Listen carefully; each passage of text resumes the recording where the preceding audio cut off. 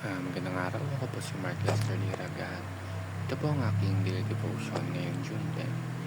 The lowliest and the greatest, Elisha and Naaman, na tinalakay po ni Pastor Russell Campos sa 365 Daily Devotions. Ang Bible verse ng araw ay galing sa 2 Kings chapter 5 verse 1 to 19.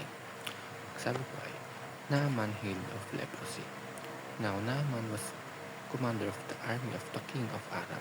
He was a great man in the sight of his master and highly regarded, because through him the Lord had given victory to Aram. He was a valiant soldier, but he had leprosy. Now bands of raiders from Aram had gone out and had taken captive a young girl from Israel, and she served Naaman's wife.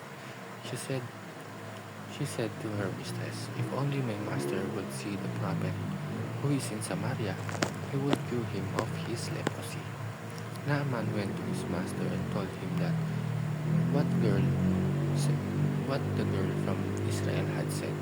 "By all means go," the king of Aram replied.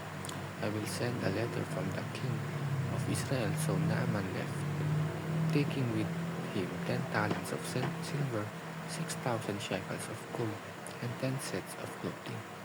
Sa kwento ngayong araw is makikilala natin si Naaman. Siya ay isang makapangyarihang pinuno ng hukbo ng Syria.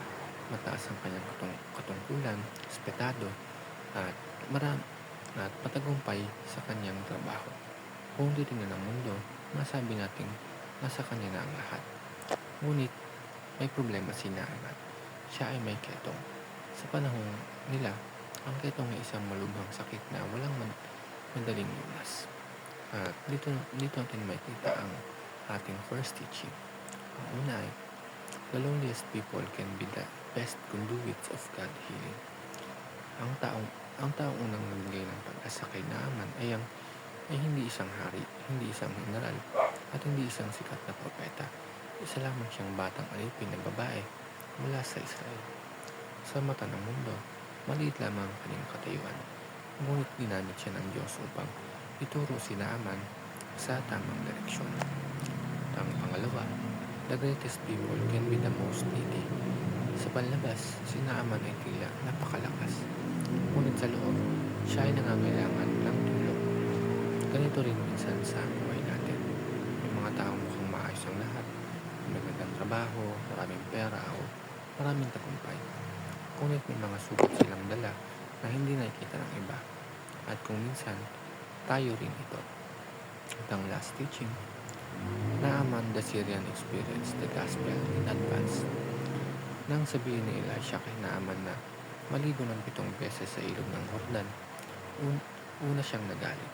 Pakiramdam niya ay napakasimple ng pinapagawa sa kanya. Inaasahan niyang may granding himala o espesyal na seremonya. Ngunit natutunan niyang magpakumbaba at sumunod. At nang siya ay sumunod, siya ay gumaling. Yun lamang po.